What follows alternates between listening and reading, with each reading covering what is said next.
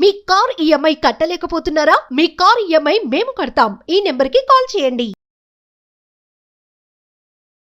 నమస్తే, welcome to Suman TV. ప్రస్తుతం మనతో పాటు ఉన్నారు assistant professor in marketing Ramakrishna గారు.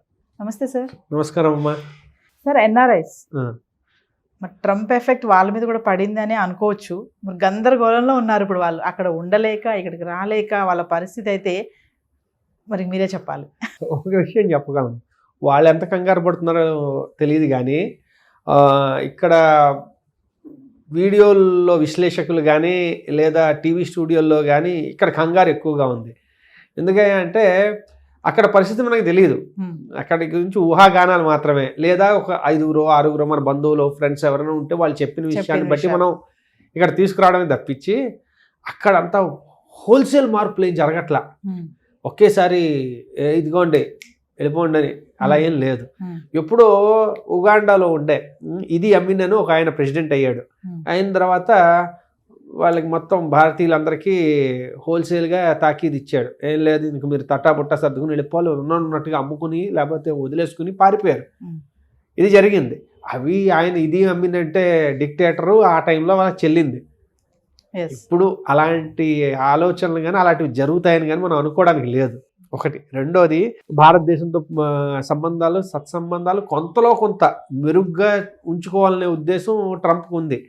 ట్రంప్ చెప్తూ ఉంటాడు, ఒక్కొక్క దేశం మీద ఆయనకు ఒక రకమైన భావన ఉంది. ఆయన అందులో చెప్పేది ఏంటంటే భారతదేశం అట్లీస్ట్ మొహం మీద చక్కగా మాట్లాడుతుంది, వాళ్ళు చేయాలనుకున్నది చాలా సీరియస్గా ఉంటారు, కానీ అట్లీస్ట్ మనకి ఇది మన సంబంధాలు అయితే బాగానే ఉంటాయని అంటాడు. అదొకటి. రెండోది ఏంటంటే ఆయన ఆల్వేస్ ప్రో బిజినెస్.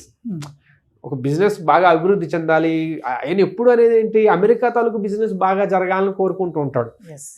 అంతే తప్పించేసి ఇంకే రకమైన డిస్ట్రక్టివ్ థాట్ ప్రాసెస్ లేవు ఆయనవన్నీ. ఏంటంటే మేక్ అమెరికా గ్రేట్ అగైన్, అమెరికాని మళ్ళీ గొప్ప దేశంగా మార్చాలి. ఆ మార్చడానికి ఏమేం చేయాలి?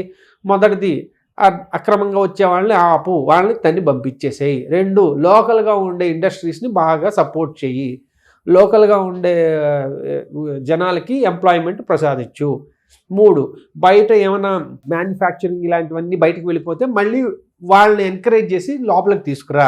లేదు, బయట నుంచి భారీ స్థాయిలో డంపింగ్ ఎవరైనా చేస్తున్నారు. ఇప్పుడు చైనా ఉంది, భారీ స్థాయిలో మ్యానుఫ్యాక్చరింగ్ చేసేసి అమెరికాకి చాలా డంపింగ్ చేస్తుంది అనుకోండి, అది ఆపు. ఇలాంటివి ఆయన ధోరణి. కాబట్టి ఇప్పుడు ఆయన మన పంపించేస్తే హోల్సేల్గా ఎన్ఆర్ఐల్ని, అక్కడ వాళ్ళ బిజినెస్ దెబ్బతింటుంది కదా. మనం అనేసుకుంటాం, ఇదిగో వీళ్ళందరినీ పంపించేస్తారని. పంపించేస్తే ఎవరున్నారు చేయడానికి?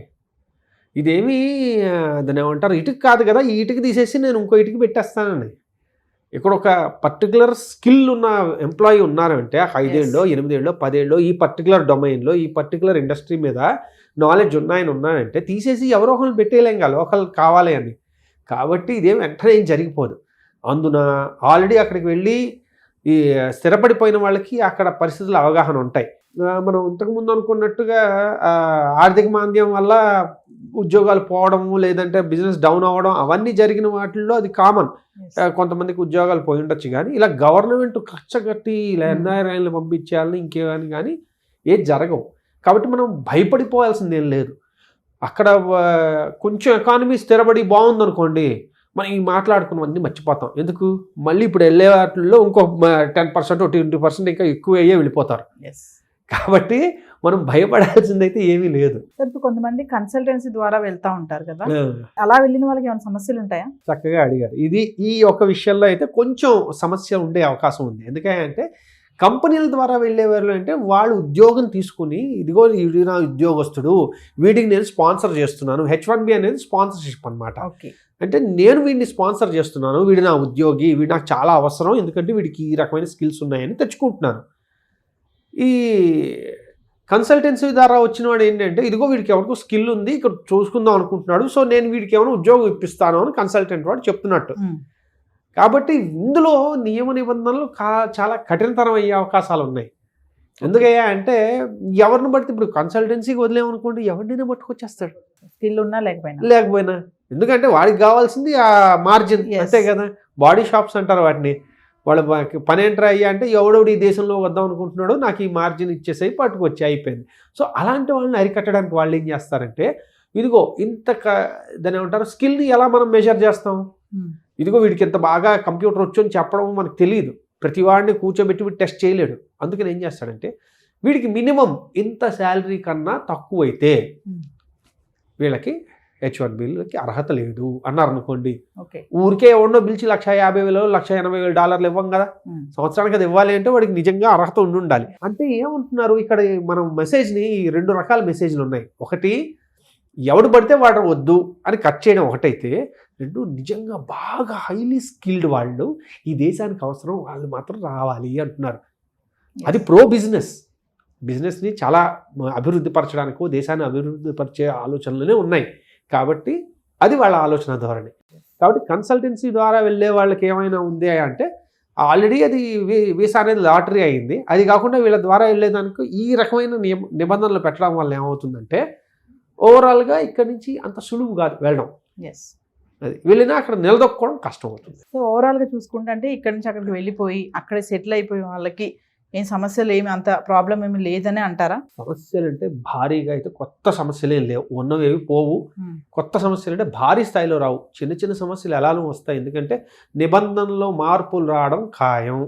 ఎందుకయ్యా అంటే ఆయన కొన్ని అనుకున్న దాన్ని ఏమంటారు ప్రామిస్ చేసిన ఎలక్షన్లో చేసిన ప్రామిస్ల నిర్ణయాలు కొన్ని తీసుకుంటారు కదా, అందులో ఇల్లీగల్స్కి ఎలా అయితే ఇది ఉంటుందో ఇందులో కూడా కొంచెం కఠినతరం చేయొచ్చు అంతే తప్పించేసి పంపించేసేవి లేకపోతే సడన్గా ఉద్యోగాలు అందరూ తీసేసేవి అయితే అవకాశాలు లేవు. అక్కడ సెటిల్ అయిపోయిన వాళ్ళ పైన అయితే ఎటువంటి పెద్దగా ఏమి ఉండదు, ఫోకస్ ఏమి ఉండదు అంటారా? అక్కడ ఉన్న ఆర్థిక పరిస్థితులను బట్టి వాళ్ళ తాలూకా జీవన విధానాలు మారుతుంటాయి తప్ప ఇంకా భారీ స్థాయిలో ఏమి ఉండదు. ఎందుకంటే మనం భారతదేశం గురించి మనం ఆలోచించుకుంటాం, ఎందుకంటే మనం అక్కడ ఉంటున్నాం కాబట్టి. మనలాగే ఎన్నో దేశాల నుంచి అందరూ అక్కడికి వచ్చి ఉంటున్నారు కదా, వాళ్ళందరూ ఎందుకంటే వీడు ఒక్కడు ఓన్లీ ఇండియన్స్ మీరందరూ వెళ్ళిపోండి అంట కదా.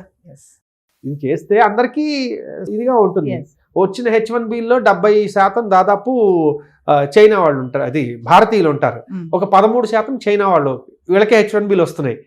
మిగిలిన దేశాల వాళ్ళు వస్తూనే ఉన్నారు. ఓకే, అంటే భారీ మ్యాక్సిమం మనం ఉన్నాం కాబట్టి ఆ H1B అని మనం భజన చేస్తూ ఉంటాం. అది కొత్త ఏమైనా అయితే ఇబ్బంది. ఒక విషయం చెప్పండి సార్, ట్రంప్ టార్గెట్ ఇండియన్సా చైనా అంటే ఏం చెప్తారు మీరు? ఈ రకంగా చెప్పుకుంటే ఇండియన్స్ చైనీస్ కాదు ఆయన టార్గెట్, చైనా ఆయన టార్గెట్. ఎందుకంటే వాళ్ళ ఇది దాని ఏమంటారంటే ట్రేడ్ డెఫిసిట్ ఏదైతే ఉందో అది భారీ స్థాయిలో ఉంది చైనాతో. అండ్ మొదటి నుంచి చైనా తాలూకు పాలసీలకు కొంచెం ఆయన వ్యతిరేకి కాబట్టి చైనాని టార్గెట్ చేస్తారు. కొంచెం హార్ష్గా ఉంటాడు చైనాతో. ఇండియాతో కొంచెం విభేదాలు ఉండొచ్చు, ఉంటాయి, చాలా ఉంటాయి. కానీ అవన్నీ బహిర్గతం చేసేసి డైరెక్ట్ యుద్ధం ప్రచండ యుద్ధం లాగా అయితే ఉండదు. కాబట్టి టార్గెట్ అయితే చైనా బహుశా, కానీ చైనీస్ కానీ ఇండియన్స్ కానీ అలా ఏం టార్గెట్ లేదు. Thank you sir. ఓకేనా.